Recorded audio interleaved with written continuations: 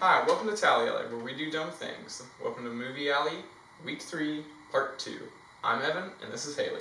And in this part, we are going to discuss Zombieland and the current war, which you saw Zombieland, and I haven't had a chance to see it. Actually, our parents are going to see it tonight, so I am the odd one out. It's not really my style of movie, though, and the current war was one I was more interested in. I did not want to go see it, but I went in anyways. So we'll see what your reaction is to that, because we haven't really talked about that movie yet. No, so we normally talk about the movies on our way home, and then do this video a few days later, but we're actually going to be talking about it for the first time on here. So you want to start with Zombieland? So yeah, Zombieland. I've been waiting for a second one since 2009. Zombieland was great. I loved it. It had the same kind of charismatic, fun, kind of jokey attitude as the first one. It felt like a really good sequel to the first one. And if you've never seen the first one, you could still go watch this one. I mean, you might not get a couple of the jokes would not be as funny, but you would still really enjoy it as a comedy and a zombie flick. I think the thing, too, though, with Zombieland is I think it became such like a cult type It's thing. a cult classic almost at this point.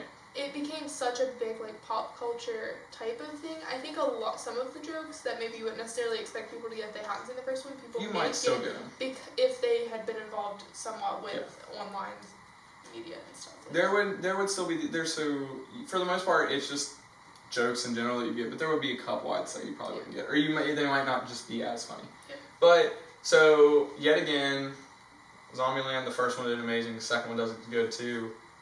All the blood and gore you could want from a zombie movie. All the comedy you could want from a flat-out comedy. You could watch it as either category. It would still be a killer movie. There's even a post-credit scene that addresses something that happens in the first movie, which I was not expecting, and it was amazing. It was a Garfield post-credit scene, but it was our boy Bill Murray.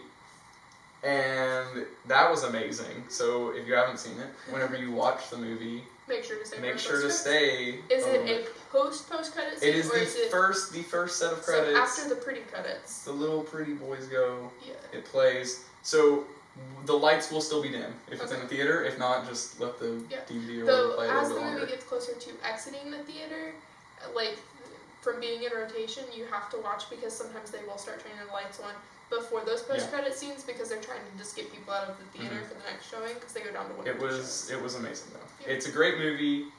Everyone should see it. You need to see it. Yeah, we'll see. I watched it with a bunch of my friends. There was 6 of us in a row, so that made it even better because something happens, one of them snickers, and they have a dumb laugh, and then now everybody's laughing because it's funnier.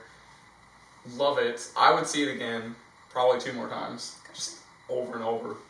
It really it took a lot of characters, developed them well, and it showed good development from the time that we didn't get to see them.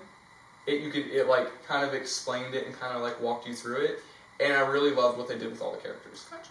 Mostly, they're pretty much the same, but there's definitely some better character traits and qualities that are way more developed and better, and it's great. I give it a 4.5 out of 5. Gotcha. I loved it.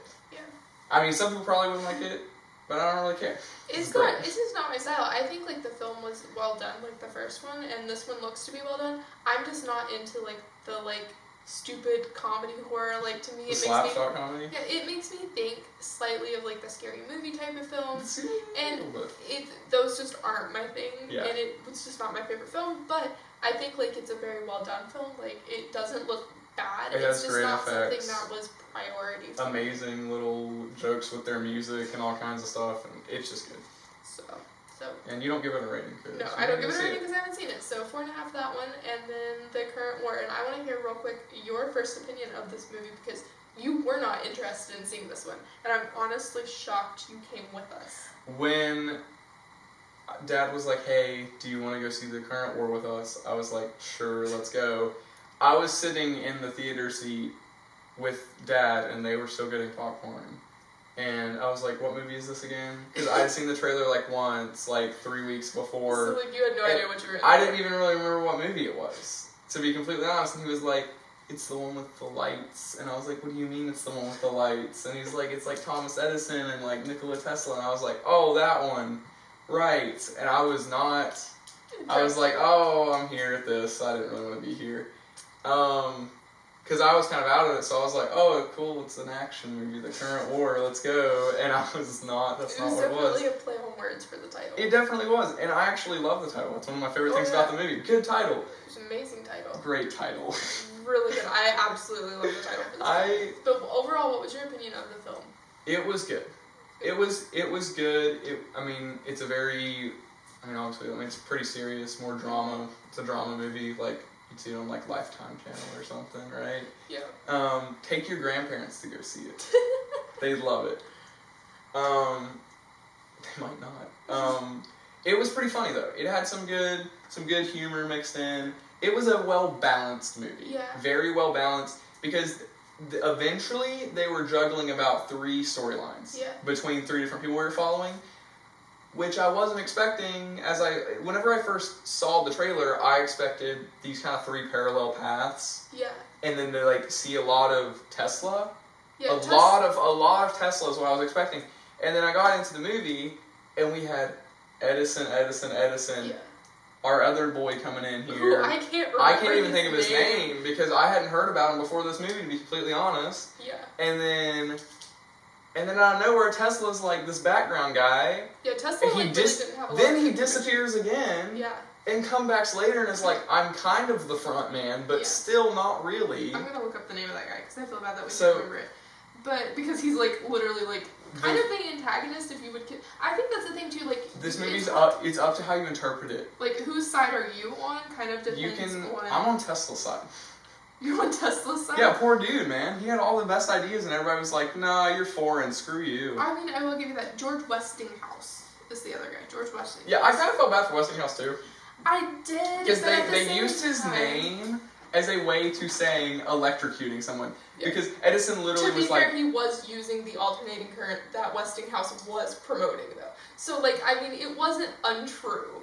But they used it as Westinghousing a horse, Haley. Yeah.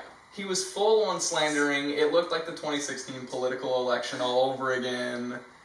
I will say the thing with this is almost in a way a lot of it kind of put, like... Because I think we hear about Edison, and Edison's like, oh, this great guy, this da-da-da-da, and this movie, like, really, in a way, like, kind of dogged him out, like, kind of, like, but, I mean, and how accurate this is historically, I haven't looked into how accurate into the books this was, and I will say the one thing, which Dad was like, well, no, I've heard good things about him, at the end of it, Westinghouse, we find out at the end of this film, has... like, before he died, like, burned all of his personal correspondence. So there's no paper trail. Or proof of anything he ever did, really. Of a lot of what he did, because he burned everything. So you're kind of, like, getting the story and saying, okay, maybe it is by the books of, like, what's in history. But at the same time, if half of history's been burned... Yeah. I mean, that's kind of, like, it almost feels like Edison's getting, like, the negative there. So, I don't really... Other than Tesla, I think...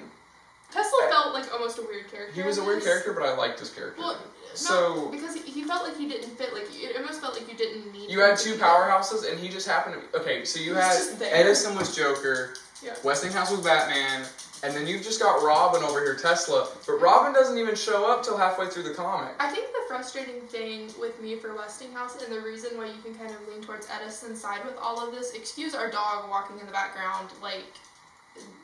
she's got somewhere to go on this floor because I know it's picking up on the camera. But Westinghouse, and you can see why Edison would be frustrated. He spent decades like working on these projects, and Westinghouse basically just is like, I think I could figure out a way to do this better. So he buys other patents that are competitors, and then basically just decides to hire people to, like, piecemeal it together, whereas Edison's been the one, like, down in the dirt, because you honestly don't see Westinghouse working on anything. I think the only thing he's just a money guy. I want to challenge you here with this, Haley, is out of everybody, Edison is the bad guy to me. No, even Westinghouse definitely plays dirty eventually, but the problem is, Westinghouse presented it to Edison at first as, hey, I want to work with you, I just want to sell you this idea he wasn't really wanting money. He wanted to bankroll Edison is the thing. But Edison was like, no, I got Morgan over here, and I want to do it this way because I don't like your idea. Yeah. So my problem is that they were both right. Yeah. No one was really wrong. I mean, it's is the thing. It just depends on what type of personalities you prefer in people, is whose side you're going to take.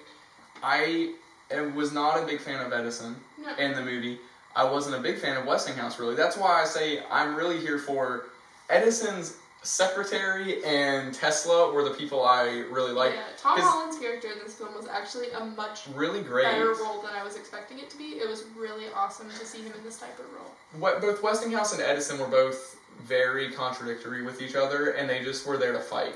And I think the thing is with them is, like, the thing is and it's how it goes always, they, like, both wanted to work together at one point, and then it was, like, they had this, like, missed opportunity basically at a train station, that, like, sent off this thing of, as they started getting deeper and deeper into this moment where they could have worked together still, there was, like, more money and more pressure and stuff from the government and everything like that, and it turned into what everything always turns into, where people start thinking about the greed and the competition and the title of it. And as much as Westinghouse tries to be, like, this morally, like, I'm doing it for what I can leave for the world, at the same time, he's still in it for the same thing as Edison, just in a bit of a different way. And so I think, like, I don't know, I think they both had their negatives and positives. The thing that does bug me is that Westinghouse did burn his correspondence, because that right there makes me want to think that he's probably the real bad guy in the situation, because don't pull me this bullcrap of, oh, I got rid of my correspondence so that I could, like, just truly leave what I created to the world. Like, that's BS. You were hiding something. Like, no. But we need to get to, we gotta get to. Honestly, they were probably both bad guys. And it doesn't really matter. I'm gonna give it a 4 out of 5. 4 out of 5? I actually really liked this movie. It was cool, but I really wasn't that interested in it. Honestly, I nearly want to give it a 2.5. The timing was a bit weird on this one, but. I am going to give it a 2.5. I didn't really, like, it was cool. Yeah. I don't really ever want to watch the movie again. I mean, I would maybe give it a 3.5. Because it did have a lot of timing issues, and it was a very odd-paced film, but I truly enjoyed it. The odd pace was one of my favorite things. I didn't even dislike that. I didn't think they handled a lot of the plot points well, and... Well, that was, to me, that was the odd pacing. Oh, that was the odd pacing? Okay. Well, and all of the things that really should have shaped the characters, they kind of were like, hey, look, this big event happened, and he's sad now. Okay, that's done, let's move on. Yeah. They didn't let it develop. They just went, character change, let's go. Yeah, it almost needed to be a TV series.